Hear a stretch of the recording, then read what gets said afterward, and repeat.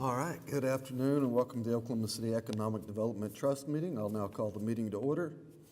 Item 2 on the agenda are the approval of the minutes from the October 24th, 2023 trust meeting. If there's no questions or comments, we can take a motion. And we have a second. Please vote.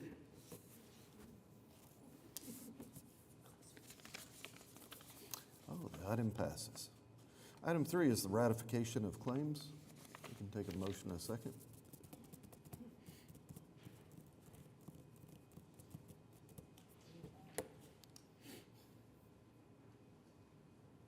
That item passes as well. Brings us to items for individual consideration. Item 4A is the resolution of the Oklahoma City Economic Development Trust approving the Boardwalk Project Economic Development Agreement. Mr. Sudol. Thank you, Mr. Chairman. So, as a reminder, this was an allocation that was approved back in July by OCEDT and the council in August. So this is the Economic Development Trust, the Economic Development Agreement that's coming forward for the Boardwalk project, which was, if you'll recall, it was contemplating 900 plus residential units, 59,000 square foot of retail space, retail and restaurant space. This is the property over kind of around the U-Haul building in the Bricktown area. So just as a reminder, and this memorializes some of the things that were approved in the allocation, such as this would have a not to exceed $200 million of ad valorem TIF and a not to exceed $5.5 million of sales and use tax TIF on the construction of the properties. So as a reminder, that ad valorem piece is structured as 90% of actual, as a return of 90% of the actual property taxes not to exceed the $200 million. So I do want to point out there's no risk to the city if the property or the project doesn't move forward, doesn't get built, there are no monies expended. The sales tax is only expended, returned as the project is being built. So it has to actually be collected first before it's returned to the project. On the sales tax piece, it is intended that the project, along with the city, will be applying for the State Leverage Act to try to potentially get that matched. Do want to point out that this project, what we are looking at is the residential, parking, retail, restaurant. As part of their project, though, that's not being incentivized, there is a hotel component. And just want to make sure we point out, we've been very careful to ensure that this does not violate our Omni agreement because this hotel does lie within the Omni no subsidy zone. And we've been in contact with Omni, letting them know what's happening. In fact, I had communications with them yesterday, letting them know this was moving forward. So there will actually be covenants that run with the land that cover all of these items, including the Omni, the no subsidy issue. So one of the main things I did want to point out that is unusual in this, that we don't normally do, is normally when we have an economic development agreement, if a project is sold after completion, the incentive ends. This is one with looking at the numbers and all the analysis, it was a very low return scenario, fairly high risk scenario. It's a lot of money involved. This, including the hotel piece, would be north of $700 million worth of development. So one of the things that we built into this was the ability to let the developer keep the TIF incentive alive after it's sold so that provides some value on the back end.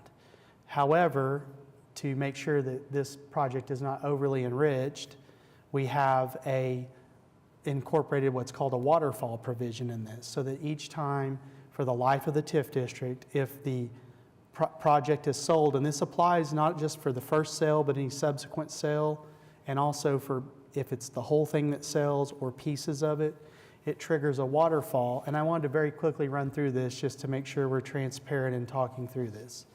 So the way the waterfall works is if there's a qualifying event, a sale, and there are certain, I think, other events, like some certain types of refinancings or cash outs or things that trigger this as well. First, debt gets paid back, the debt, that you take the sale proceeds, pay back the debt. Second, you return the private capital investments back to the equity investors. And then the city is actually in the third position. And what they're treating is our sales tax and potential leverage match from the state. So the $5.5 million, if we were to get $5.5 million matched, we could get up to $11 million back in kind of the third position. Fourth, the developer only on the first sale would be eligible to receive a payment based on a percentage of the sale amount. Next, there would be some guaranteed returns back to the original equity investors, and that's where we've set some targets of either looking at an annual return of 18% or an IRR, which includes, you look at what the initial outlay was, the returns over time, and then take the monies that are received at the sale and calculate the internal rate of return, and that's 25%. So those are the two thresholds that provide some upside to the investors should this thing be very successful. If it exceeds those numbers, then the remaining amounts get split up between the different investors, and the city is treated as being a 5% initial equity investor. So we would get 5% of anything above and beyond that. So it's a really innovative structure, I think, that has helped provide the ability for this project to move forward, because if you'll recall from the prior allocation presentations, this was something that penciled with the TIF assistance, but it was very single-digit, low cash-on-cash returns, and we really needed to provide a potential for some value to be recognized from the future TIF dollars. So this is unusual, and it's a little bit different. And we told everybody we'd be negotiating something like this, so I wanted to give you those terms. Do feel like it's something that, we've all worked very hard with our legal team to put something in place that we share in the upside if this thing is really, really successful. And just as a reminder, the city would also keep the other 10% of the annual ad valorem payments, and usually we like when things sell, because generally when they sell, the property value resets to a higher amount, which means our 10% would get higher and higher, and theirs is capped at the $200 million over the 25 years. So those are some of the major terms. There's lots of other things that are fairly standard that we do in those, but that's the major departure from what we normally have on just kind of a bread and butter economic development agreement. So with that, be happy to answer any additional questions.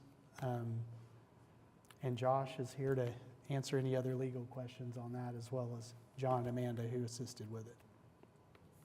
You don't want to read it to us? Well, it's 59 I'm just pages. kidding. I'm just kidding. Any other questions or comments? It's on page 57. It's probably an exhibit. All right, if not, we can take a motion. We have a motion and a second. And the item passes.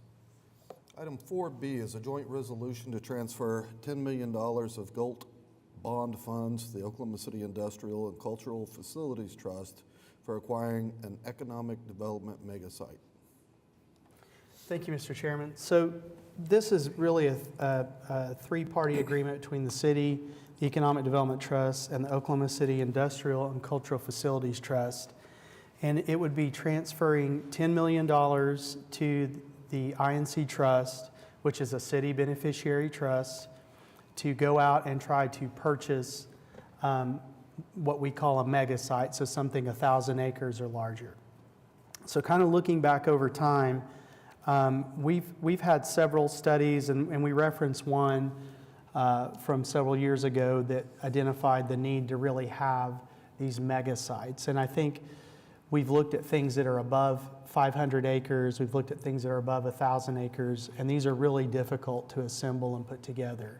I think I'd point to probably our closest thing we've done was our OKC 577 project, which is where we put money similarly into this to purchase that 577 acres. We've been developing that. It's been successful. There's being monies returned. And so I wanted to mention that because while we're taking $10 million from the GOLT program, I want to assure you we're not gutting the GOLT program. We have the cash available. We have the unallocated amounts of money available, but also money is coming back into the trust from the 577 deal that'll help replenish some of this. So under the terms of the, and hearkening back to the study, there's a couple things that the study recommended targeting some of these sites to target, industrial and manufacturing type projects. That study also recommended either using some of our other trusts, such as the INC Trust, to do this sort of thing, as that's been a role that they've played in the past to help assemble and put all these things together. But the money can only be used for the acquisition of property and for related costs related to that, such as legal, consultants, environmental, things like that, the title, things that you have to do like that to acquire property. It also puts a 5-year limit. If the trust is not able to complete the project, the money comes back plus interest to the trust.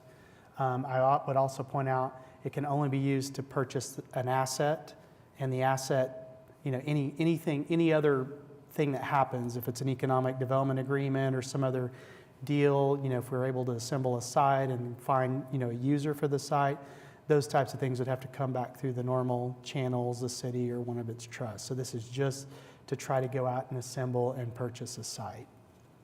Sure of costs. Oh, the other part of this is that,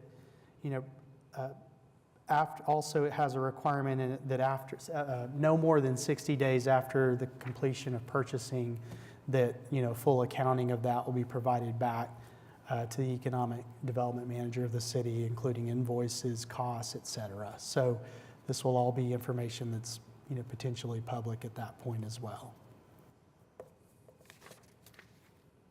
Any questions? All right, we could take a motion.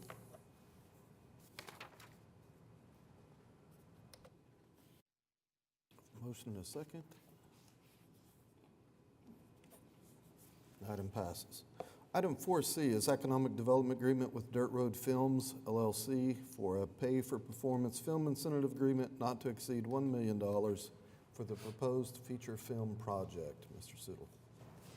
Thank you, Mr. Chairman. So this also is something that the allocation has already been approved back in June with the trust, in July with the city. So this is just bringing forward the actual economic development agreement. This particular film is a feature film that is contemplated to be released in 2024. It's a pay for performance, so qualifying expenditures, I believe they get 5% of qualifying expenditures not to exceed $1 million. So if you do the math, they have to spend at least $20 million of qualifying expenditures. 50% of the crew will be Oklahoma City residents. 50% of vendors will be remitting Oklahoma City sales tax. So this is much bigger than the $20 million. It's got a production budget of $200 million and an estimated economic impact of $258 million. So this is just, other than that, I think pretty standard terms that we have on these film economic development agreements. Any questions, comments? All right, we'll take a motion.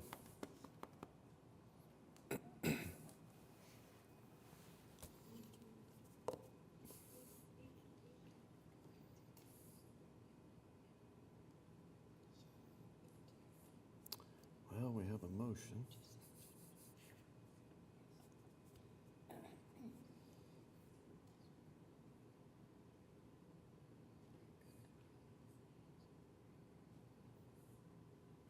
All right, we have a motion and a second. Please vote.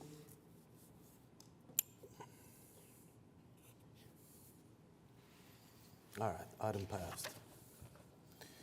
Item 4D is a economic development agreement with Infinity Living One LLC for assistance in development financing not to exceed $1,900,000 in support of the 520 West Main Street project. Thank you. So this is the project that's, I think, being called the Pulse, and it's the old Holiday Inn at 520 West Main. So this allocation was approved back in August by the trust, in September by the city. So this is, again, like the others before it, this is the economic development agreement coming forward. So just as a reminder, this would be the construction of 204 apartments. It's about a $20 million capital investment. And the way this is structured is it's $1.9 million in total. 1.5 of that would be provided upfront-ish, so it would be provided upon certificate of completion so that there's no construction risk to the city. And then because this is in TIF 2 and we estimate it would have about 2 years left before the TIF expires, it would provide 100% of the ad valorem not to exceed $400,000 for the last 2 years. And that's really what we estimate it would generate. I also think this is estimated to have project completion by July of 2025, if that gives you an idea on the time frame. So other than that, I think pretty standard terms in this agreement. Thank you. All right, we can take a motion on that one as well. We have a motion and a second. The item passes. Item 4E is to receive the Oklahoma City Economic Development Foundation fiscal year 2024 first quarter report. Mr. Copeland? Good afternoon, everyone. Pleasure to be with you today. If I can figure out how to click through the slides, it'll be great. Appreciate the prominent spot that I have right in the holiday week to highlight the work that we're doing, so happy to bring it to you today. As you know, my team leads our business retention efforts for the chamber, and so hang on. Here we go. Can you make that? I'm not sure why it's not moving forward. And so as we saw the last of the calendar year, when we surveyed businesses, they really forecast slowed hiring, and that has definitely been the case this year. There's still jobs available. Though we've seen kind of an uptick in some ways in terms of capital investment, expansion, particularly around distribution and logistics operations. So there is hiring happening, but it is in a more strategic fashion, and kind of as we look at the needs of our employers, we're starting to see that. Go ahead and go to the next slide. Sort of to this point in the calendar year, we've had about 230, probably close to 250 by the end of the calendar year, conversations with our leading employers. 50 of those are really deeper conversations around talent and leading the talent initiatives for the chamber. It's my privilege to be able to have those conversations. So try to make sense of what the talent trends are and what those needs are and what the chamber can be doing on behalf of the city to help kind of connect resources and those opportunities to fill those jobs. So go ahead and move to the next slide. Thus point, we've logged about 100 different opportunities where we've assisted employers with a variety of needs. This could be anything from assistance with finding out what the status of a permit for the city to connecting with resources, connecting with employment partners, et cetera. Part of our work with reaching out to local employers, there's an emphasis on aerospace and aviation, and we've had 34 of those conversations with different aviation and aerospace partners, so really actively engaged in that space. As we kind of look at these numbers, though, we're still working this out here. But as we look at those numbers, I think it's easy to sort of think, well, the work of business retention and expansion is just about kind of logging those conversations. And really, the work that we're doing requires us to kind of understand and build relationships with those employers to understand what those needs really are. And so what we're seeing is that it really is going to be about talent and helping the city really maximize the workforce that's available in our citizens. And so there are some other numbers that are kind of interesting for us. I apologize, for some reason when it reset the background, so if you're having a difficult time seeing, that's all right, we can make it through. And so in short, what we know is that there are still jobs to be had. There are still positions that are opened, despite kind of a general slowing in that overall trend. But the companies are being more strategic, and so we're going to have to be more strategic about filling those jobs. You can see that even with the slowed hiring, less jobs added this year that we tracked versus last year, but really an uptick in investment, as I indicated. And so with employers needing to make those more strategic hires, there's really some needs, I think, that have come to the forefront, and that really is, as we start looking to the future, we can go to the next slide, where we'll be focusing, I think, as a chamber.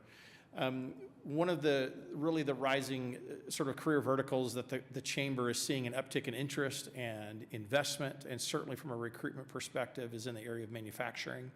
And so the chamber recognizes that to be competitive on a regional scale in terms of talent, particularly in advanced manufacturing, we are in the process of standing up a local chapter of FAME, which is essentially Toyota's manufacturing principles house through the National Institute of Manufacturing.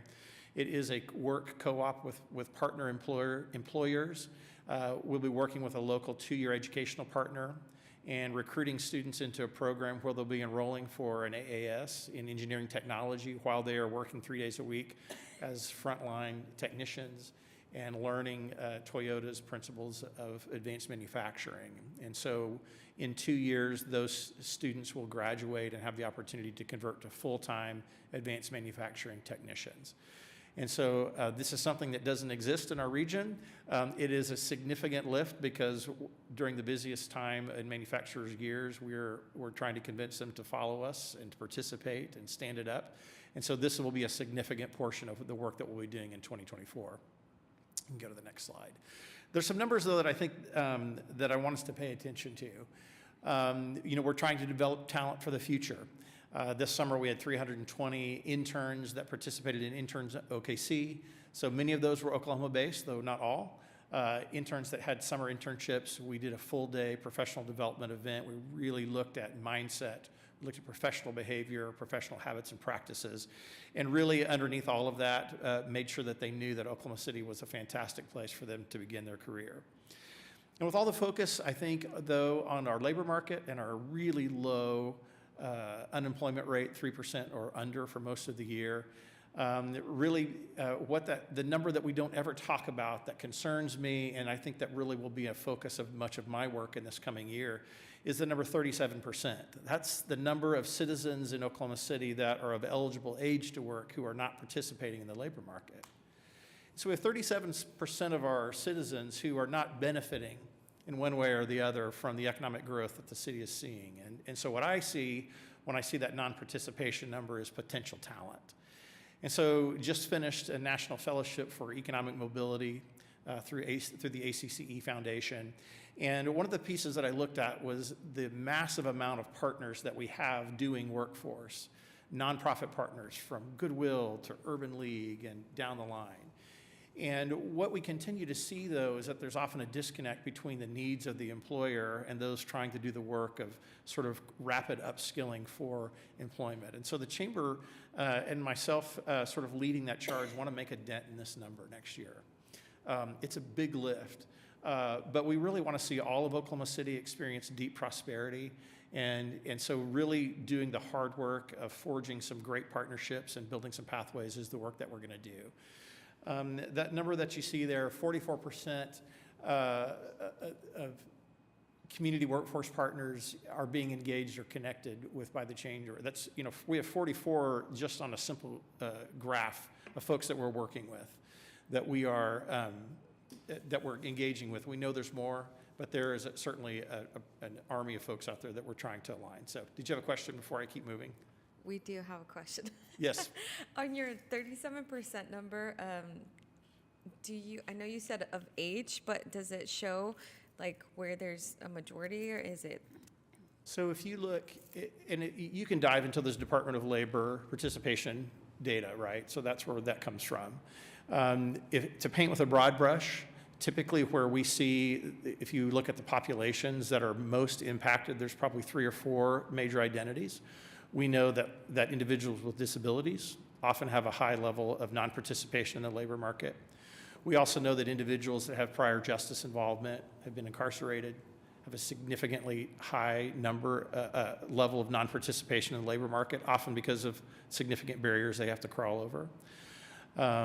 We also know that in some cases veterans have a high percentage of unemployment. We also know, coming out of the child care study that the Chamber helped author, right, and helped put together this last year, that individuals that have dropped out of the labor market, even during COVID, due to elder care, child care issues, make up a portion of that as well. And so there's a variety of factors. It's not a single causal kind of thing. Often, though, these factors do sort of inversely affect certain populations. And so as we look at that number and we look at those number of partners, we know that they exist because that not everyone and not every part of Oklahoma City has seen some of the deep prosperity that we've seen. And so our desire is to grow our own talent right here at home and to figure out how to mitigate those barriers to employment, to help people find sustainable employment that helps them find, employment with passion and the life that they want. We had the great pleasure of presenting to Oklahoma City Public Schools kind of a vision for how a different approach to workforce development, a real data-driven approach. And so that number of 34,000 sort of represents the potential number of students that could be impacted by a pretty massive shift in workforce development policy. OKCPS has been a great partner. They've allocated staff specifically to working on this project. They've been great partners with us. We've collected data, we've shared ideas, and it was really a great privilege to be able to present to the administration and to the school board simultaneously kind of a vision of what that would look like, and it really ratified the direction that they were going. And so really this vision of how do we build viable pathways to opportunities for economic mobility and economic growth through sustainable sort of employment pathways is really a passion for us. And so we're excited to see where the future of this will go. Next slide, please.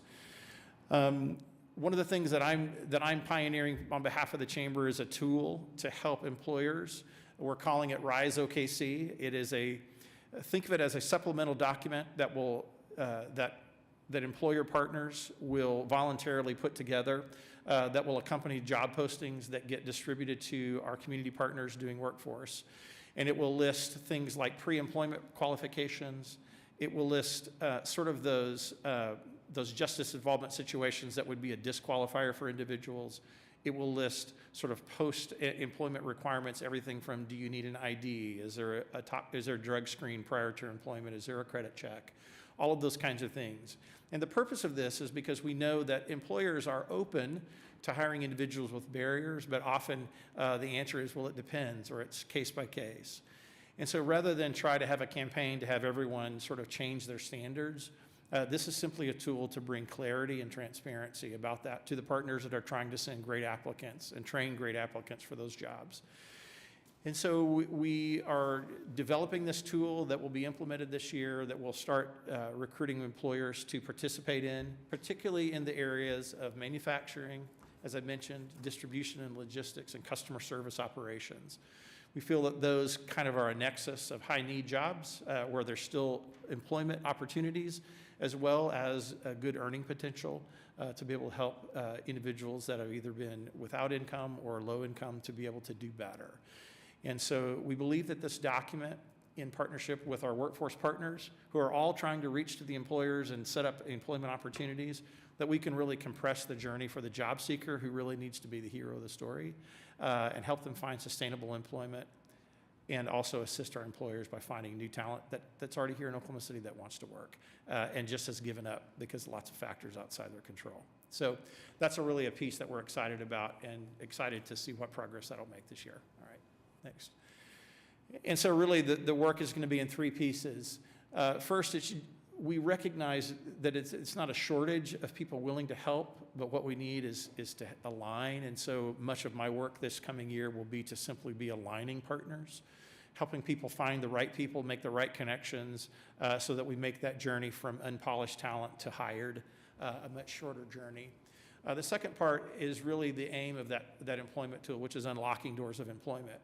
I know that there's a narrative that says, well, from employers, we can't find enough qualified talent, and yet when we dig into their processes, we often see that there are unseen barriers that create challenges for individuals to navigate the job application and the hiring process. And so we're really just looking, how do we simplify that for some of our employers to be able to still find great talent in places that they haven't been looking.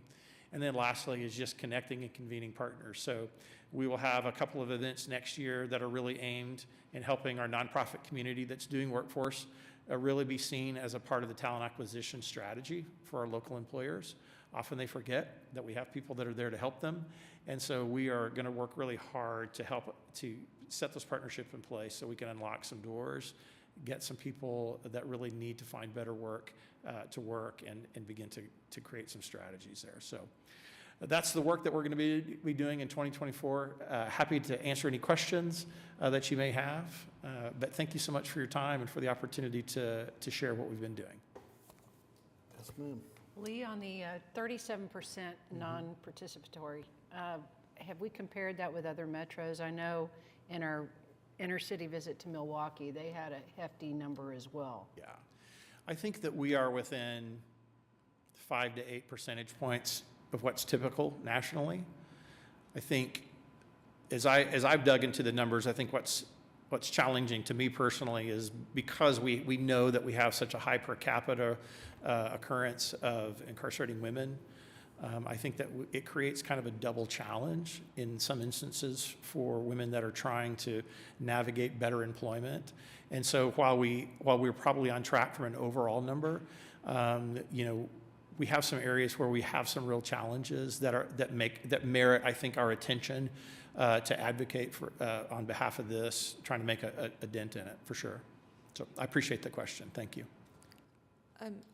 I also appreciate just getting that information as far as looking at what you're doing with Oklahoma City Public as well. That's also interesting for me to see how we can collaborate with the age group, the younger community, to educate them, because I was interested also on when you said the parents, I saw the study that you all did for childcare, and that seems to be a huge barrier.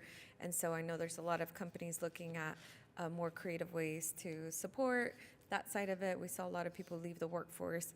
But then the additional piece I had a question on was when you were talking about the partnerships, it kind of all connects some of it with not just only displaying what the barriers are as they're applying, but will those partners also help educate them through that process? Because I feel like sometimes there's some communities or demographics you highlighted that they may not be aware that they can even apply for some of these roles and positions. So would that include that with the partnerships?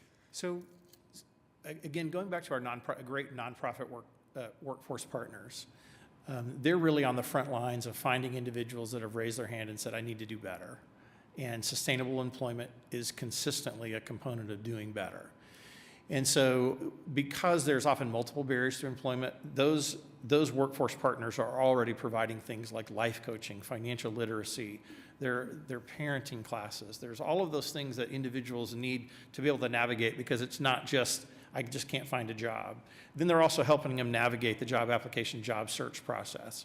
And so really what we envision is that the work that they're already doing, which is helping clients begin to think through what are good employment opportunities for you, what's accessible, what training do you need. They're already doing that work, but it's a real ad hoc network.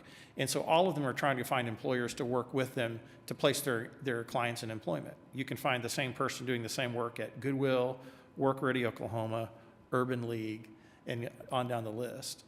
And so what's really needed, though, is somewhat a way to help employers connect with all of those folks with efficiency, and to have some transparency so they're all talking the same language about what qualifies someone, what disqualifies someone.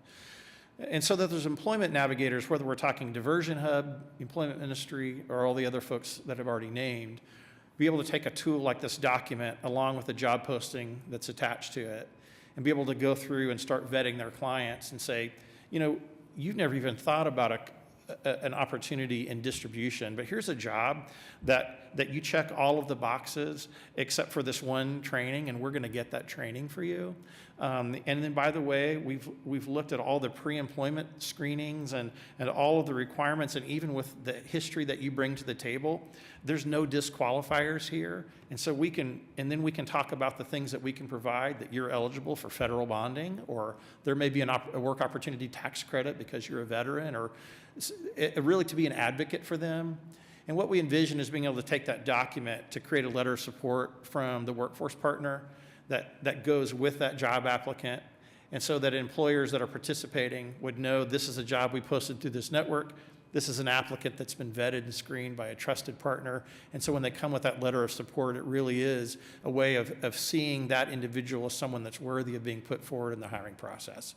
And so the individual may not have, people can't become what they haven't seen typically, right? And so being able to really empower these workforce partners to be advocates, truly advocates and partners with the employers, I think really is exciting, and it's low tech, but I think it's a tool that we think that we can develop and we can begin to build to scale. Thank you for sharing. It's great, thank you. Anything else? Nope. Thank you for the Mr. opportunity, Copeland? appreciate it. All right, we can go ahead and take a motion to receive.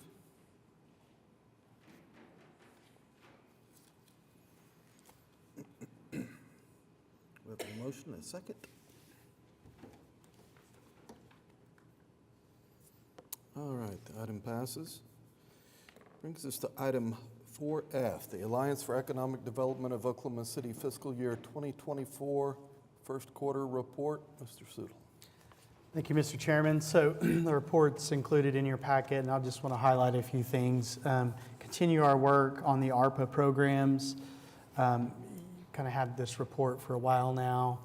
Just a couple things to point out. We've been doing a lot of technical assistance and facade improvements, and we're doing one more strategic push on the facade improvements in some of our Strong Neighborhoods initiatives areas, and specifically trying to get the word out, really trying to make a push in the Capitol Hill area. We had a lot of, I think over 70% participation in these programs from our, minority businesses, women-owned businesses, but trying to really have a little bit of trouble getting them pushed with our Latino population. So that's something we're making a focus on there and trying to work with our partners to get that pushed out. Continuing to do all the other things, business accelerators, I think most of those have gone through now, getting into second cohorts of folks, and we've seen a lot of good success in there with folks going through, being successful, hearing reports of people that have been able to grow their businesses and things, and I think that's been a really successful program. We've done it at different levels with different folks. Workforce development, kind of piggybacking on some of the things that Lee talked about. We've had a lot of different programs in different areas focusing on technology, culinary, retail, all different types of things. And, while this is helping people in the short term, also looking at this as a great way to look at what are programs that might be things we want to look at continuing long term. And we'll be doing some studies to that end of measuring effectiveness of these programs, et cetera. But just things continue on there. Continue to do a lot of activity. There's a whole section 3, about kind of the work around Tinker. So just again, keeping everyone informed as the B-21 bomber campus comes here and Tinker expands eastward.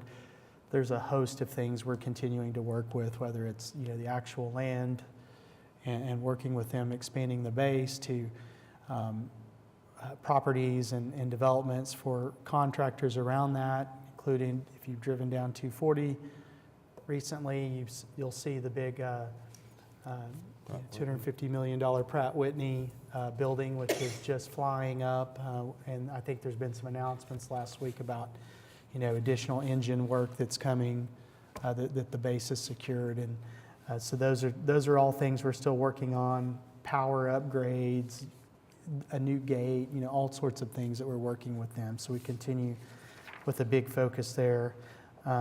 Continuing work also with our 577 project. I know I mentioned that earlier on one of our previous items, but just to say, so far that has been very successful. So far it looks like we're on pace, that the trust would not only receive back its investment, but probably a pretty good gain on that. At this point, I think while there are tough times right now economically for a lot of projects, I think we're fortunate we're actually being able to be a little bit selective with projects out there right now. Now, the developer may, tell me he'd like me to be a little less selective, but no, they're great guys doing great, and they're really trying to bring quality projects there, but there's just so much interest on that.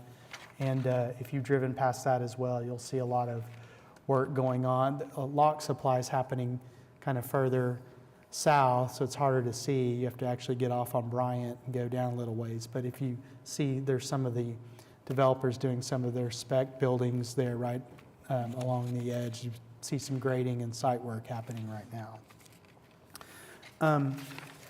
Many other things going on. It's exciting to see a lot of the projects you all have approved that are under construction, like the Citizen, the Harlow, the Pulse will be under construction soon. Convergence continues. If you watch that, the construction advances on that. But I did want to pitch a couple more things. So on the Alliance's website, just for anyone listening, there's always a list of RFPs that are available for residential and commercial, and we do have a couple out right now. So one of those is the Creston Hills School that's in the northeast side of town. It's east of MLK on 19th, and that one is due on December 4th. Proposals back, and I know we've had some interest in that. And then 900 North Klein, the old Oklahoma City School Admin Building, that one is open right now, the RFP for redevelopment, and the proposals are due back on the 18th of January. So it had also a lot of interest in that as well. So lots of other things going on. Those are a few of the ones I wanted to highlight very quickly and be happy to answer any other questions. Any questions for Mr. Sudol? No, but it's a shame you have nothing going on. I'm only down to 6 pages of projects. All right, we can take a motion to receive it. We have a motion.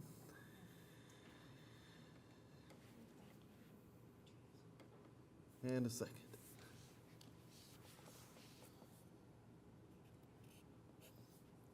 Any item passes. Brings us to item 5 on the agenda, the general manager's report. Ms. McSpadden?